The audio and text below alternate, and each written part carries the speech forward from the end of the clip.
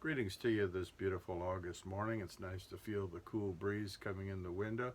I like that kind of weather. And I was reading this morning on the matter of the fear of the Lord. I think there's a lot of misunderstandings related to that expression, the fear of God, the fear of the Lord. Let me read a verse from the Psalms this morning. Psalm 128, verse 1, it says, "Blessed is everyone who fears the Lord, who walks in his ways." You're blessed if you fear the Lord. But the question is, what does that exactly mean? What does it mean to fear God? There are two pitfalls which some people fall into when regarding the matter of the fear of God. One is to look at it in terms of some kind of dread and terror.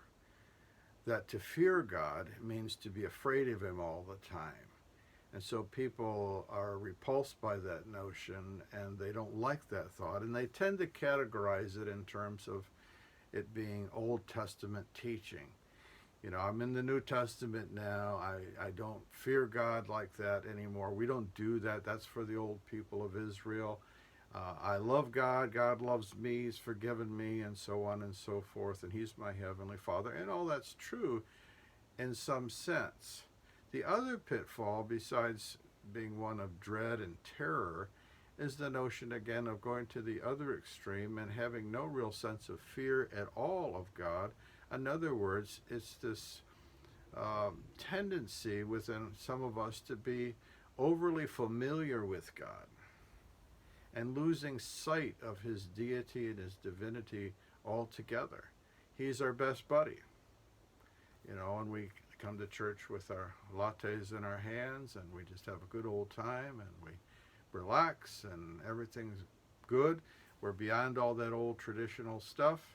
So we think sometimes as we come into a service of worship and we're advanced and we're higher now in our thinking, we've gotten beyond all that. And we lose sight of these doctrinal truths that are all throughout the scripture, this doctrine of the awesome fear of God. What is the fear of God? I like what F.B. Meyer says. He says it this way. He comes at it in a somewhat different fashion. He says, it is the fear of grieving the Spirit of God. The fear of grieving the Spirit of God. To have the fear of God is to recognize who He in fact is. It is to have a sense of reverence for God. It is to recognize who He is. He is God.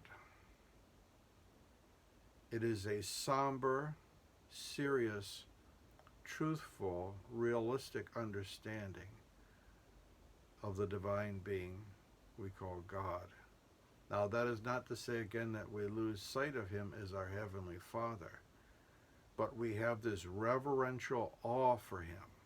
There is a key phrase right there, reverential awe.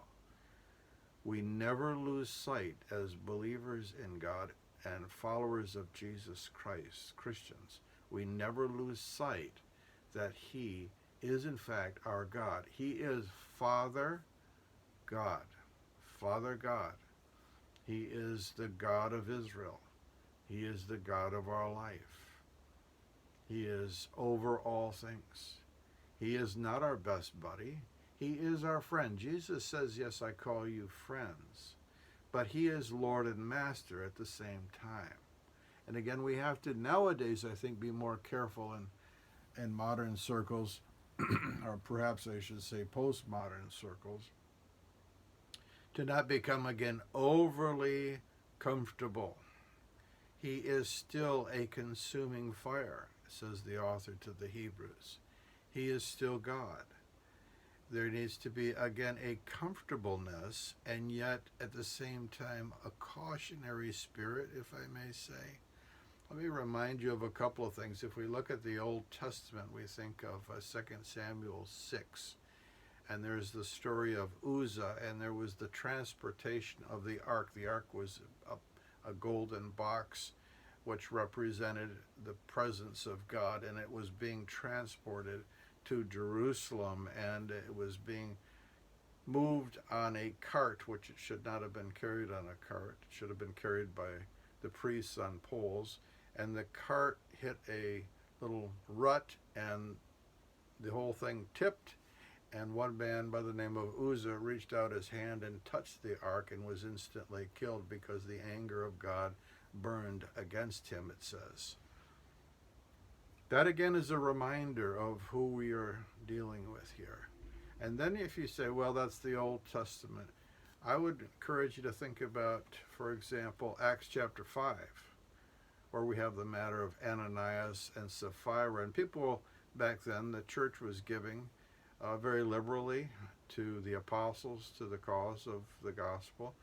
And property was being sold. They were giving all kinds of things to God. And it says of one couple that they kept some of the proceeds of the selling of their property, and later lied about it, and the Spirit of God took their lives, husband and wife. Now that's the New Testament. So again, we have to remember we are worshiping the Lord our God. Jesus Christ is Lord. He is God. And yes, we are to love him. We are to feel safe in his presence. But at the same time, we should always be showing respect. May, again, the Lord help us to find the balance and the understanding in all these things. Hope you have a good day and a good week this week. God bless you.